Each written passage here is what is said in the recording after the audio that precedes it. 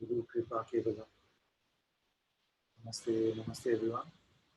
Very warm welcome to Satsang today. Guru Sri Muji Baba ki Jai.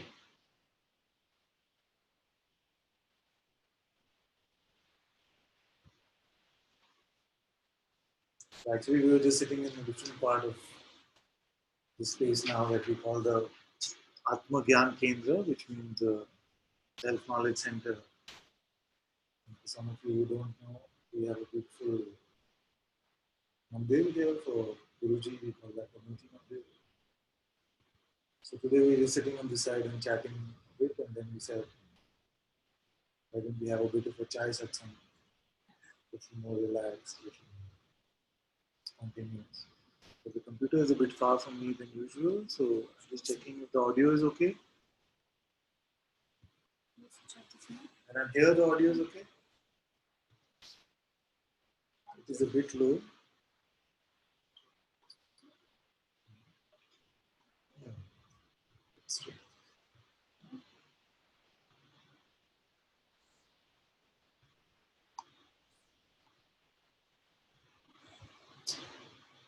Okay, if I'm inaudible, just let me know. It's a little low.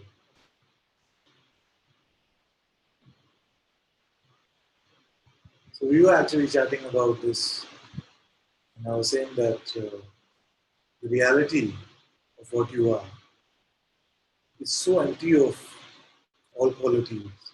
But although all qualities come from it, it itself, the closest thing you can come to it is to say that it is aware. It is the knowingness itself.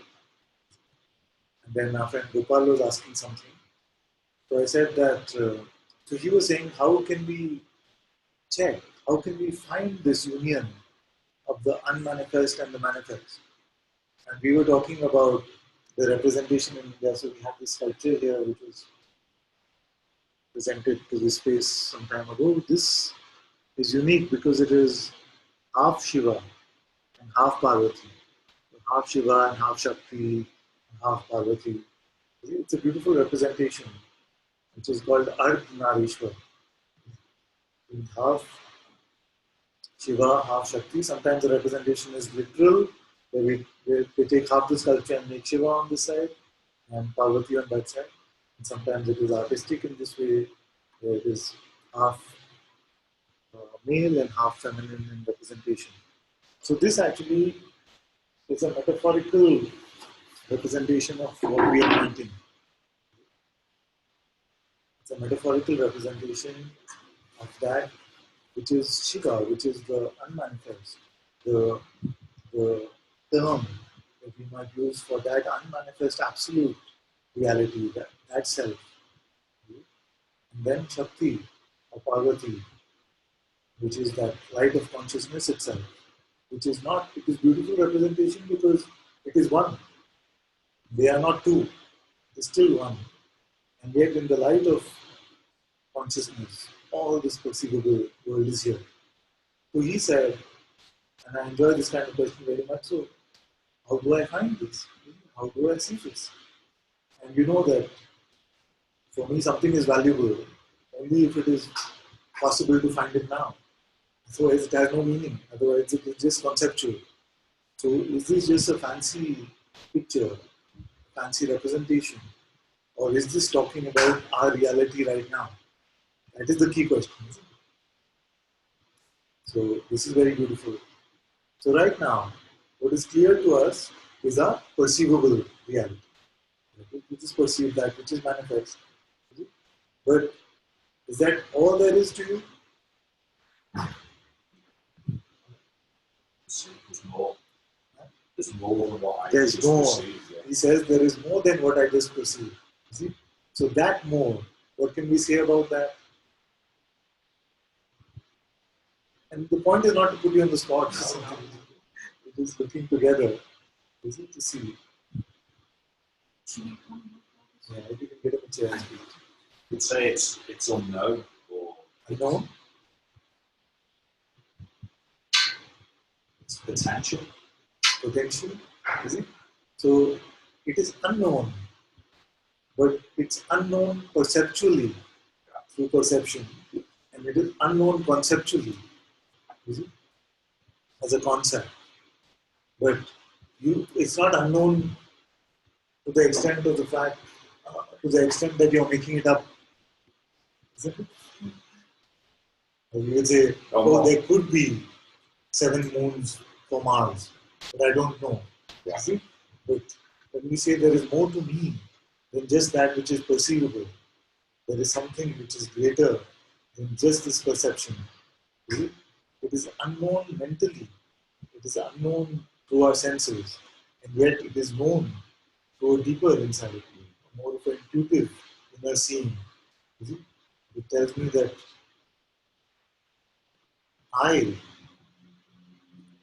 tell me where it doesn't resonate and you can look at that more closely. But if I were to propose to you that you actually witness all that is perceivable, but you yourself, that which witnesses all that is perceivable, that itself is not subject to perception. Yeah. You with me so far? Yes, yes. And yet, you know that it is. This is the most beautiful thing. So right here in this very simple looking, they have deconstructed this half and half sort of representation, that which is manifest. So I have the awareness, but it's as though I don't have coherence. That's the sense. How would you say? I don't have coherence, as in it's a vast awareness. Yes. Yeah, it's as though I don't know where certain things are. Yes. Yes. But it is not possible to have this coherent with the manifest, because this is not in time and space. Everything that is manifest is in time and space, has a particular location and a duration. This awareness is not in time and space. So that's why these representations are just representations. They can never actually be true, because there is one part which is not physical, not phenomenal at all, and the rest of it is all phenomenal. Yeah. Yet, although it might not seem like it is coherent, it is not in dissonance with what is appearing, isn't it? It is not in opposition to anything which is appearing. I'm getting the sense the faculties like my eyes and my ears are available in where I'm at. Yes. Yet there's other faculties Yes. that I'm aware of, yet not using. Yes. Yes. Yes. Yes. Yes. Yes. Yes. For me, all of this is your faculty actually. So we'll get into that. But what's more important to me right now is that which is aware even of sight. Okay? I'm aware of sight. I'm aware of hearing. Yeah. Is it? Now, this one that is aware, is there anything which we can say about it itself without referring to any of the phenomenal appearances in it?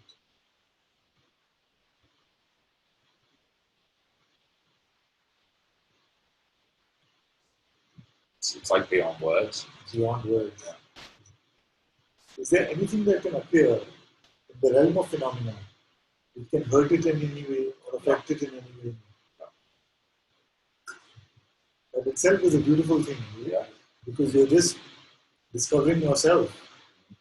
This self which cannot be hurt, which cannot be burned, which cannot be cut, which has no grievances. Is it? Does that self want something? No. Does it have a fear of anything? No. Has it aged with time? No. Was it born? No. Can it die? No. I'll get the mind just kick in a little bit. Yes, it will. It's okay. Yeah. It's okay. Let it kick in. Yeah. Don't resist the mind. It can come. But it is part of the manifest. It wants to represent its own death. Yes. Yeah. Yes. Yes. It has some version of freedom. It has some version of enlightenment. It will say that this has to happen, or this is happening now, hold on to this, or some ideas like this. But it's just a comedian, you know? Yeah. So let it do its comedy. This is unchanging. Can you step out of this, can this ever change? Even if you're fully caught up in the mind, can something happen to what you're discovering now? No. Because it is the unchanging reality, the substratum, that is just aware of all that comes and goes. So this sense of existence arises, and then this waking world seems to be here. And don't worry if these insights don't seem apparent immediately, it's okay. But I'm just going to see some of this so that it might unfold as we go along. So the unmanifest reality remains unchanged. It has no concept of state, it has no concept of any change, anything at all. It is all there is. It is I, the unchanging self. Now within myself is the birth of consciousness, the birth of beingness, that which we call I am. Once there is a sense that I exist, I am, there is this play of the world. There is time, there is space, there is gravity, there is light, there is sound. All of this. There are these senses. Also, there appears this mind. Before that, before the mind appears, even every morning, actually, there's no trouble. It's got a new trick. It's asking, Yes. how can I play with it? How can I play with this? Yes, yes. But now, we're discovering the greater play. We played with the mind, and we played as the ego. We played as an individual. Now, this world might continue to appear, but you play not as the body, but you play as being itself, as consciousness itself. This goes from being a personal play into the play of consciousness itself. So we go from an individualistic play to God's play. But this play the mind cannot do. The mind can still participate and have its motions here and there to try and tell you. But this is the switchover of power which my master speaks about. You go from the head to the heart. So you played as this mind. Now you play as this deeper presence, as this consciousness itself. So the play can still appear as long as there's a taste in this. There's a wanting to taste something here, it can still appear. But you are now beyond the play of this mind, because you are starting to see that there is a greater reality about myself, which is untouched by anything that might happen in this play. It is beyond me and mind. The direction to the heart was really helpful, because the mind was like, don't tell them about the heart. Yes. This heart is the core of your existence, the core of your being. So it's not, of course, we're not, that we're not talking about the physical head and the physical heart, but we're talking about this sort of mental, conceptualization and limitation. Feel it here. To the feeling here, the feeling of spaciousness, to the feeling of love, to the feeling of existence, to the sense of existence, which is the primal sense, the primordial vibration. Is it? This I am, this Om. We use so many words for it, Atma. This is one being, which is your very nature, your very essence. So, just coming back to the original question, naturally, you are this Shiva, this self which is the unmanifest, and naturally you are this manifest, Parvati. It is just here. You that perceives all that is manifest is the absolute, the unchanging. And all that is perceived, all that is seen is also you. You don't manifest aspect. You can feel like there is a journey in this. You can feel like, how do I get to this? But in true spirituality, it is merely a recognition of what already is. Already you are Shiva. Already you are the Absolute. Already you are the unmanifest. Already you are all of this that is manifest. That's why I've been saying that that which is seen is you, and that which is seen is you. So this is your, some might get upset with me for blasphemy or something like this, but this is your sculpture. This is you. Both the manifest and the unmanifest is you. Is your reality. There are no two. There is only one.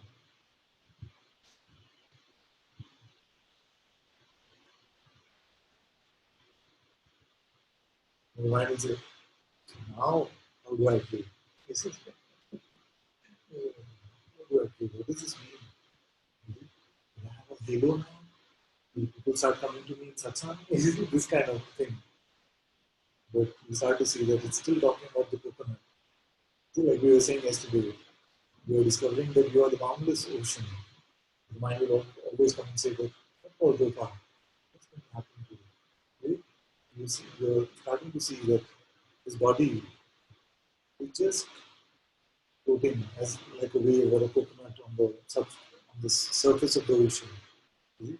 We're so used to identifying with that even when you're finding that I'm is boundless, in fact, beyond ocean, you cannot even call it ocean. It still says, so now what's my next move?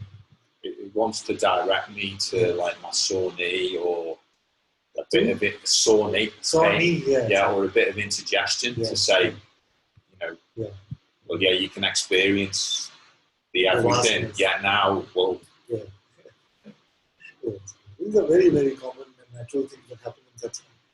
But many times, I'm pointing you to that which is outside the universe. The mind is saying, you forgot to send that email to your boss. You're in so much trouble. It's very natural for the mind to try and direct you to, again, some phenomenal thing. And don't worry so much about it. These referred to as different planes. You can say that. That sounds helpful, that I'm tuning into a slightly different station. So the mind only understands this plane, to use your term. You cannot fathom its grandfather. You cannot go to a child and say, what were you doing when your grandfather was born? But the problem with this child is that it always tells you an answer. That too with great authority. Why am I saying grandfather? Because this unmanifest self is the ever unchanging reality of you, within which is the birth of consciousness, which is the light of this universe, your very presence, your essence. And then, as part of all of its play, is the birth of even something called the mind, which is nothing but a bundle of thought. So to take this one, which is time-based, and to expect it to have an answer to that, which is beyond it, is just an impossibility. But the mind will always claim to have an answer. This one is like that egoistic teacher. Will never say, I don't know. Hold on. What is the awareness? I'll show you. So sometimes it plays not just with thoughts, but also with visuals. So when you say unmanifest awareness, we paint a picture for you of some big, dark, empty space. See like that. What to do with that visual is to also ask yourself what is aware of that. See? How much space is that taking? Is that space or no space? See? The mind fails when it comes to these things because it cannot deal with something which does not have a property. It can only deal with big or small, old or young, truth or lie. It can only deal in opposites. You are beyond opposites. That's why but it doesn't give up its throne so easily. It still does. No, but I can tell you, I can help you. Don't go too far with this. Have this, whatever it's.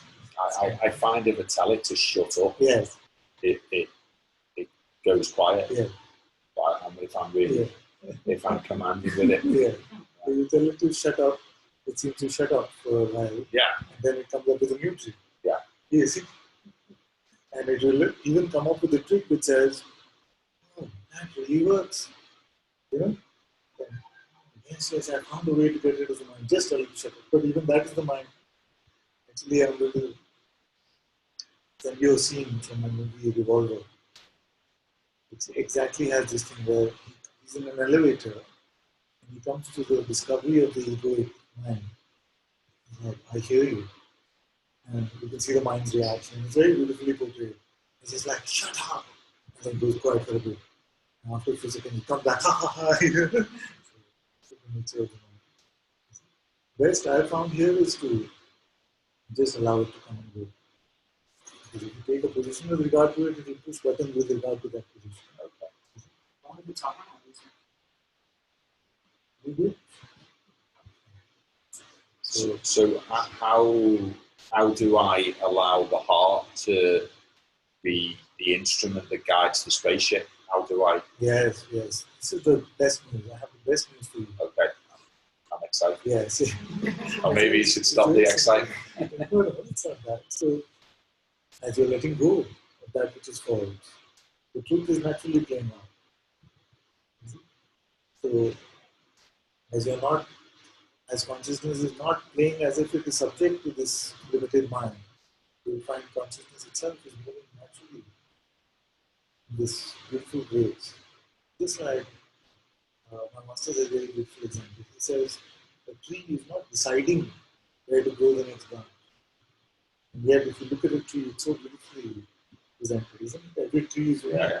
And yet, every tree is so beautiful. Yeah. So, without these mental notions, a beautiful life can continue and will continue to unfold. Like this. Like this, just like this. Yeah. Just like this.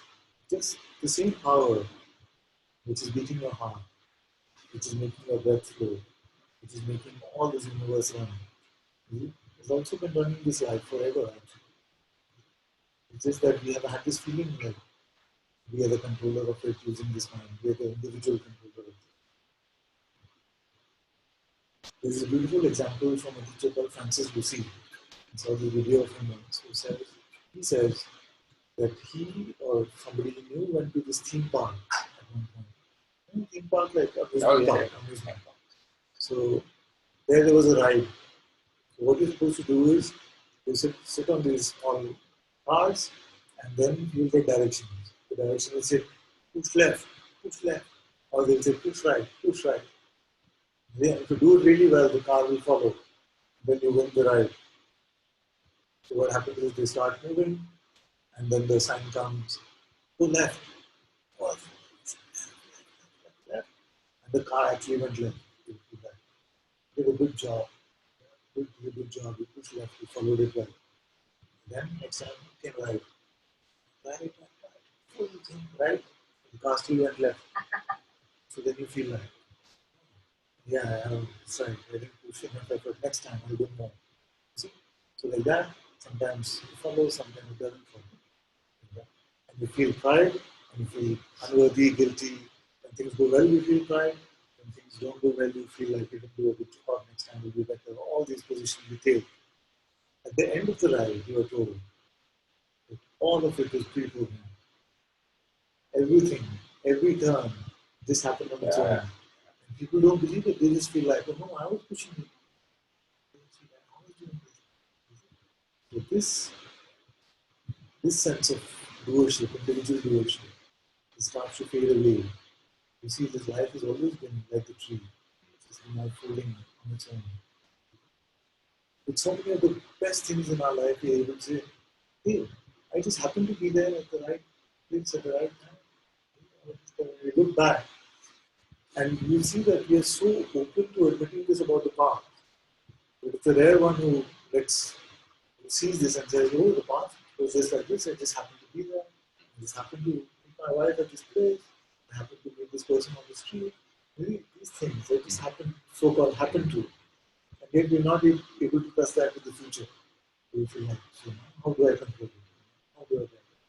So that's what I mean. The best news is that as you let go of this, you'll actually find that this life has always been surrendered anyway.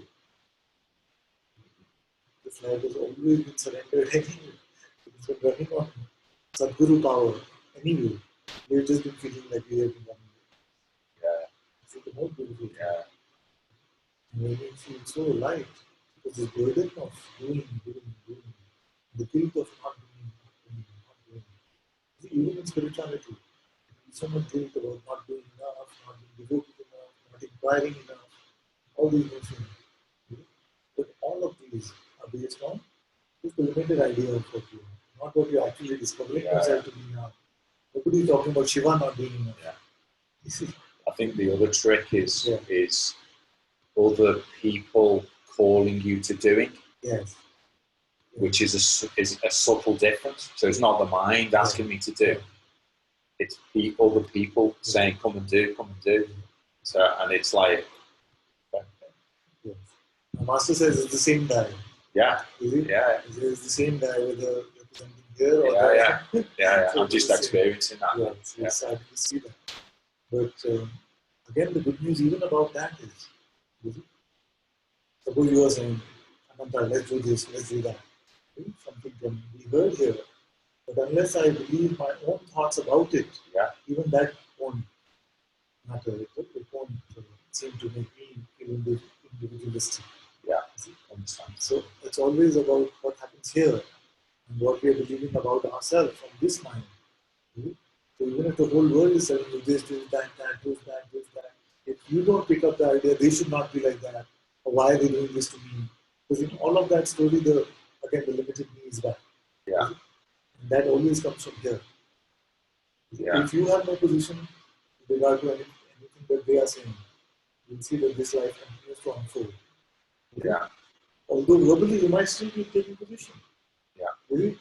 That's a beautiful thing that you find even more and more. But inwardly, you're completely still. But your mouth is saying, I don't want to do that. And I want to do that. Where are these words coming from? It's like your Satsang. It's like Satsang. That you were explaining yesterday. It was inspired action. Yes. And then it was confirmed. Yes. It is just like an out breath. It's just like an out breath. It might seem to you that there is somebody here speaking all these words. But I see it's just like an out breath. It's just happening on its own. There is nobody who is thinking about these things, saying this is what I will speak or not speak. It's just arising. It's like the waves keep going up and down on my surface. That is what's happening. So on your outward surface, all this might continue to happen. And people might even poke you in. They say, you claim to be spiritual, but look at this, how you're behaving. They might even say like that. And I ask my kids to study, they have the best Advaita excuses. Like, but, I'm not a person. This kind of thing. So initially the mind will play seemingly through the mouths of other people and see how it can still get to pick up some concept about yourself. Because you see all of this to be a natural unfolding of the manifest world. It's not going to cause any trouble.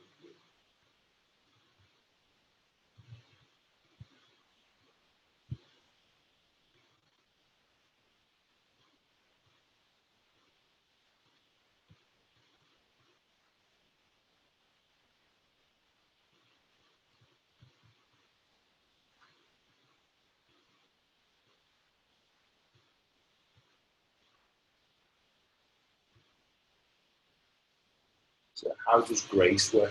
Like this. Like this. Empty of notions about ourselves. It's just grace. Actually, even the picking up of notions ultimately is grace. So, Bhagavan Sri Ramana Maharshi used to say that we can say two things about grace. The greater thing we can say about grace is that everything always is grace. And yet, in the phenomenal play, there's another sort of grace. It seems like it's an undeserved blessing. I don't know why I got picked out to have this realization. So it can feel like when we come to the Master in our heart, it can feel like we're showered with this sort of blessing. It seems like a cheat code in life. Because it can seem like, let me speak for what was here. Such an inconsistent spiritual seeker. Here. Such an inconsistent spiritual seeker. One day wanting to do chanting, one day wanting to do kriya, and they want him to just inquire. Really, never satisfied, just jumping from place to place. Really. Then I came to the feet of my master, undeservedly. I just saw what he was pointing to. When I looked into his eyes, it was clear to me that I am just unchanging here. So, there was something special done here which deserved that? No. And yet, in the play of this life, it somehow happened. So, so that is a worldly sort of explanation for grace. But the bigger explanation, bigger meaning of grace is that which is the will of consciousness itself, which is all inclusive. Therefore, everything is grace. Always grace. So when we say Guru Kripa Kevalam, means only the Master's grace is, or the Master's grace is all there is. And we start to see that it is one unfolding, it is one movement of consciousness, all of this that we call time and space. And we say all of this is my Master is doing. And Master here means Sadguru, of which the physical form of the Master is very, very beautiful embodiment. But this Sadguru, the divine presence in your heart, everything is unfolding in its life. And you start to see that everything is the Sadguru's grace, is God's grace. Then you see that suffering is only that which we have not yet included in our definition of Master's grace. We have not yet included. All of us will see ultimately that everything is the grace of the divine presence. But we only suffer from that which we think still is not covered by the divine law, the divine wisdom, the divine will. Like a grievance, for example. We mean, why does this one do this to me? Why did that one do that to me? And then we'll see that I'm saying that this is outside my Master's grace. This is outside my Master's grace, and that one is an individual, separate individual. I am a separate individual. Therefore, that one did this to me. And as we become all inclusive in our perspective, we start to see that forgiveness is not a rule. It just happens naturally. Just see that everything is just unfolding in the one light of the divine presence. Then what is there to forgive? Because nobody did anything anyway. It's just different ways. Sometimes waves seem to clash. You feel like, why did that one do this? But once you see that you are the ocean, it becomes impossible to hold resentments, grievances, pride, arrogance, passions. Is it? So it's impossible to have this fear about future, what's going to happen, regrets about the past, take over. So all of this is what we call suffering. There is no actual thing like suffering. It is just a broad term that we use for all of these things. And once you start to see that everything, the entire ocean is moving with one beautiful grace. What is there to do? All this then left to do is, like you said, play. And absorb the grace. Absorb the grace and leave without the sense that I'm playing. Not the intention of playing. Not like, I'm just going to play now. Is it? Because that is very egoistic also. I'm just going to play now. Is it? But even if you drop even that position, oh, this is my play. Is it? This body speaking is my play. That body hearing is my play. Is it? All of them sitting there is my play. The space in between is my play. The air from these fans is my play. That is not my play. Every sensation is my play. The mind will tell you a story of a play which is again individual. How does this body play now? I'm saying something which is broader. But this entire whole kind is my play. This entire whole universe is my play. Ananta is my play. Gopala is my play. Atma is my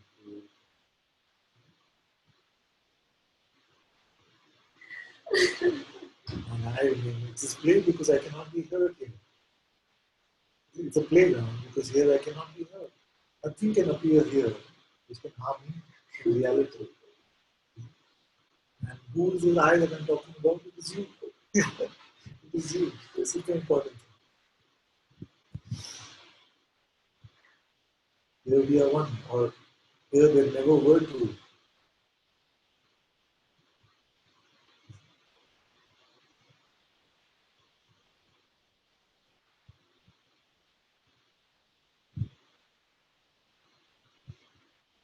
It's a beautiful letting go.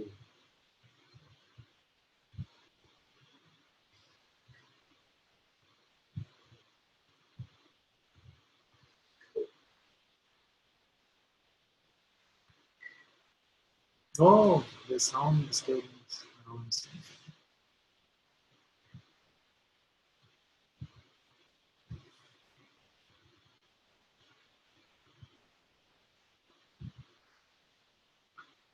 I hope it was mostly audible at least. We won't broadcast from here next time. Just put it fairly audible. Okay.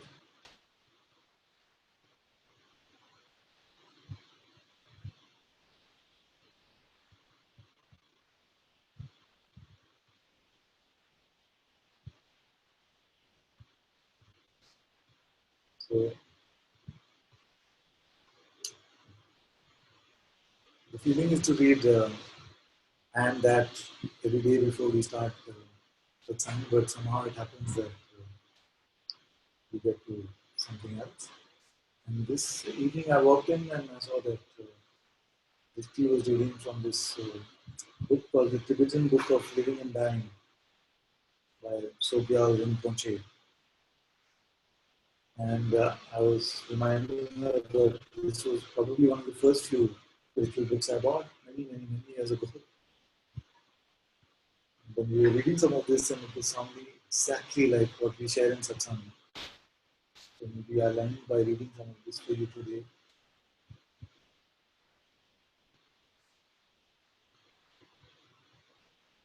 So the author is starting a section which he calls The Sky and the Clouds. He says, so whatever our lives are like, our Buddha nature is always there and it is always perfect. We say that not even the Buddhas can improve it in their infinite wisdom, nor can sentient beings spoil it in their seemingly infinite confusion. Our true nature could be compared to the sky and the confusion of the ordinary minds to clouds. Some days, the sky is completely obscured by clouds. When we are down on the ground looking up, it is very difficult to believe there is anything else there but clouds. Yet, we only have to fly in a plane to discover up the limitless expanse of clear blue sky. From up there, the clouds we assumed were everything seemed so small and so far away down below. We should always try and remember the clouds are not the sky and do not belong to it. They only hang there and pass by in their slightly ridiculous and non-dependent fashion. And they can never stain or mark the sky in any way. So where exactly is this Buddha nature? It is in the sky-like nature of our mind. And when he's saying mind here, we must remember that they're talking about the big mind or consciousness. So when we say mind in Satsang, we are talking about that definition of mind, which Bhagavan used, which is a bundle of thoughts. But when the Buddhists or the Zen teachers talk about the mind, they're usually talking about, when they say natural mind, they're talking about this beingness, this consciousness itself. So let me start this paragraph again. So whenever you hear the term mind now, know that he's talking about beingness itself. So where exactly is this Buddha nature? It is in the sky-like nature of our mind, utterly open, free, and limitless. It is fundamentally so simple and so natural that it can never be complicated, corrupted, or stained. So pure that it is beyond even the concept of purity and impurity. To talk of this nature of mind, as sky-like, of course, is only a metaphor that helps us begin to imagine its all-embracing boundlessness. For the Buddha nature has a quality the sky cannot have, that of the radiant clarity of awareness. So, when he's talking about the nature or the essence of this being, same thing what Shankara said, if you remember a few months ago, I read this verse from Shankara where he said, the essence of your being is this unchanging, absolute self, awareness itself. And the same thing this Buddhist master is saying. For the Buddha nature has the quality the sky cannot have, that of the radiant clarity of awareness. As it is said, it is simply your flawless, present awareness, cognizant and empty, naked and awake. Okay, now I might not be pronouncing the name properly. Dudjom Rinpoche wrote, Dudjom Rinpoche, he said, no words can describe it, no example can point to it. Samsara, that is the play of this phenomenal world, does not make it worse. Nirvana does not make it better. This is a very important point.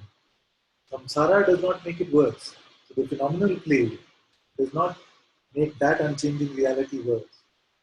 Nirvana, which is to see your reality in this world, to drop the false conditioning, does not make it better. Your unchanging reality is recognized, but it is unchanging even through this play of delusion and coming to freedom. Okay? So let's start again. No words can describe it. No example can point to it. Samsara does not make it worse. Nirvana does not make it better. It has never been born. It has never ceased.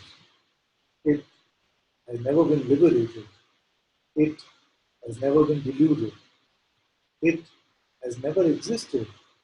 It has never been non-existent. It has no limits at all. It does not fall into any kind of category. And those who are inquiry oriented can use all of these clues. Every single line here is a clue for the recognition of this unchanging reality. Then, no can, my apologies to them for my mispronunciation.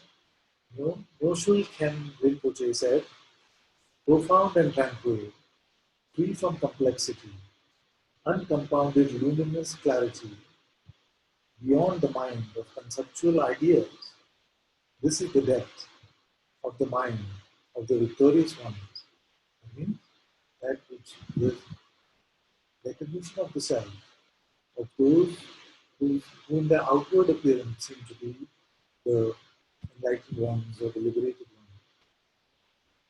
And this which is profound and tranquil, free from complexity, uncompounded luminous clarity, beyond the mind of conceptual ideas.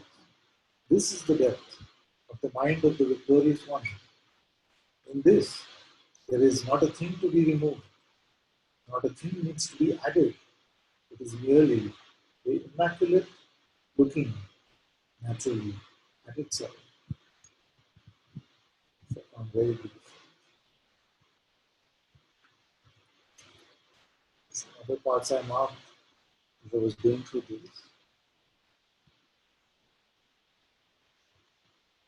He says the saints and mystics throughout history have adorned their realizations with different names and given them different faces and interpretations. But what they are all fundamentally experiencing is the essential nature of the mind. And again, here when he says the essential nature of the mind, he's talking about what we would call the essential nature of the self, or the essential nature of awareness or consciousness, the one self, let's put it that way. Christians and Jews call it God. Hindus call it the self, Shiva, Brahman, and Vishnu. and a lot of other things also. Sufi mystics name it the hidden essence. The Buddhists call it Buddha nature. At the heart of all religions is the certainty that there is a fundamental truth and that this life is a sacred opportunity to evolve and realize that.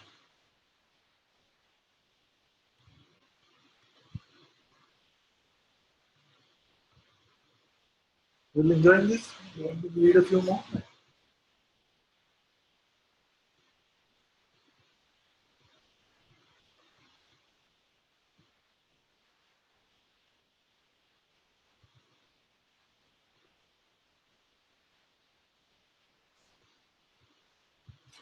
So he's talking about his awakening experience that he had once. He says, then one day, when I was receiving the teaching and practicing with him, he's speaking about his master, I had the most astounding experience. Everything I had ever heard in the teachings seemed to be happening to me. All the material phenomena around us were dissolving. I became so excited and stammered, Rinpoche, Rinpoche, it's happening. I will never forget. I will never forget the look of compassion on his face as he leaned down toward me and comforted me. It's all right, it's all right. Don't get too excited. In the end, it is neither good nor bad. Wonder and bliss were beginning to carry me away, but Dudjom Rinpoche knew that although good experiences can be useful landmarks on the path of meditation, they can be traps if attachment enters in. You have to go beyond them into a more deeper and more stable grounding. It is to that grounding that his wise words brought me. So basically, don't get attached to, don't have an aversion towards beautiful spiritual experiences, but don't even have a special attachment to them, because even that attachment will bring suffering.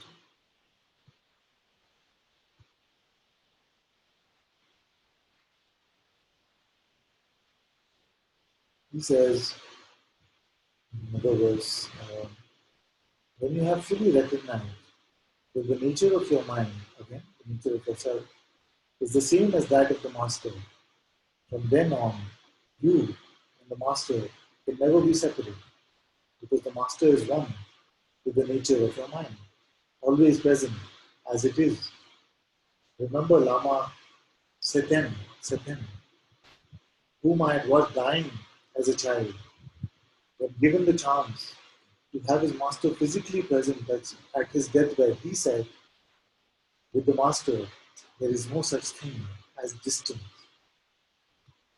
It's very, very beautiful.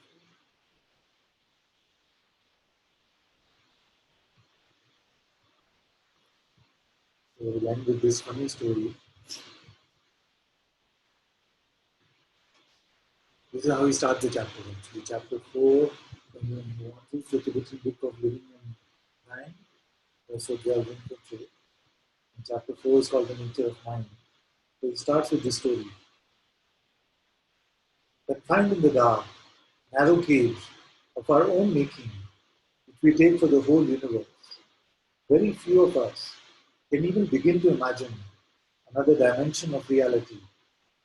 Patrul Rinpoche tells us the story of an old frog who had lived all his life in a dank well. One day, a frog from a sea paid him a visit. Where do you come from? Asked the frog in the well. From the great ocean, he replied. How big is your ocean? It's gigantic. You mean about a quarter of the size of my well? Bigger. Bigger? You mean half as big? No, even bigger. Is it as big as this well? There is no comparison. That's impossible. I've got to see this for myself. So they set off together. When the frog from the well saw the ocean, it was such a shock that his head just exploded. It was such a shock that his head just exploded.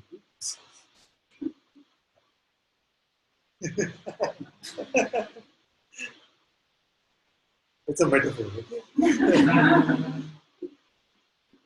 It's like saying in one of our Upanishads called the Upanishad, correct me if I'm wrong, there was this conversation between two sages. There's a sage Yajnavalkya and there's a sage called Gargi.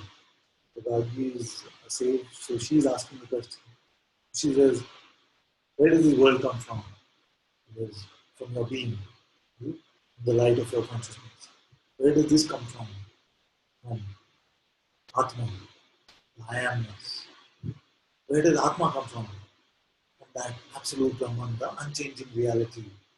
She says, where does Brahman come from? He says, you ask one more question and your head will fall off. This is metaphorical. You start really contemplating the nature of this head which we were talking about earlier. There's no space, no place. This head explodes because you find that this head is always pointing me to a limited reality and saying that this is my universe, this is me, and this is my world. Then you come to seeing that my world, this universe, is nothing but an aspect of my own being, my own self. Then this head, this limited idea about ourselves has no place, it just explodes. We become meaningless. So another way of saying that the head explodes is to say the tormentor becomes a comedian. It's just a joke. That I am this limited entity. It's just a joke. But I like the lightness with which some of these jokes are shared. I love that Shankara story. Because Shankara is so unwavering in his pointing that you are the unchanging reality of Brahman. Even to the extent of saying that none of this has ever happened or not happened. Neither existing nor non-existing. He will say that all of this is neither existing nor non-existing, so no point. So one day he was having a conversation with this. Yeah, I said this just yesterday. He said, no. So he's having a conversation like this with some of his disciples. They were sitting in the forest next to a tree. And he says, the world is nothing but a changing illusion. The self is the reality. The mind is the unchanging reality.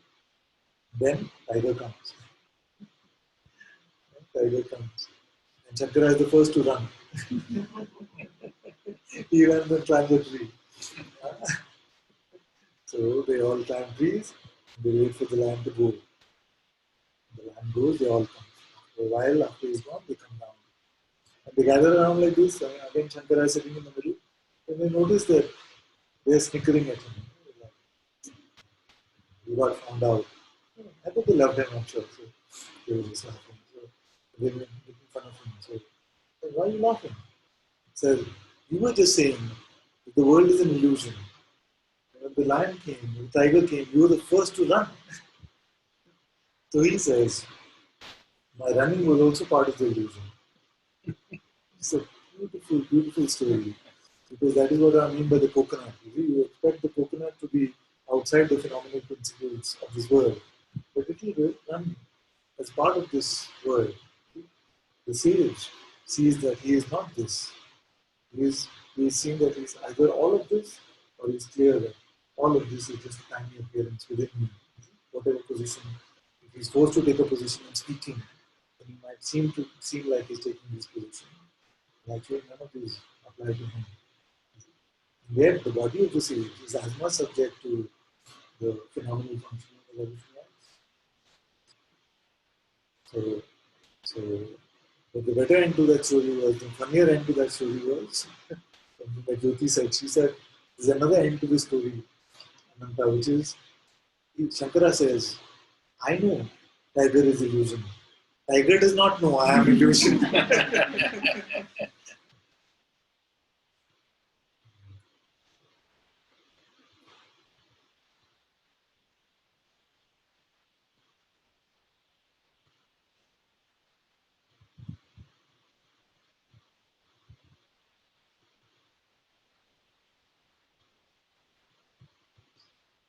So for tomorrow's schedule, I messed up again as usual. It won't be possible to have morning satsang because we have morning meeting with very much companies. Wednesday, actually, whenever I say we have morning satsang, please remind me that it's not going to be possible. Because at some time I've just penciled off helping her with her work. So tomorrow also is going to be evening. So we'll post the update. I know that I noticed that every time there is schedule changes, I notice that many of you are not able to join, but tomorrow we stay with this and then we take a break for Guruji's retreat tomorrow for another 7 days till the 18th. We take a bit of a break from this satsang and we can join that satsang.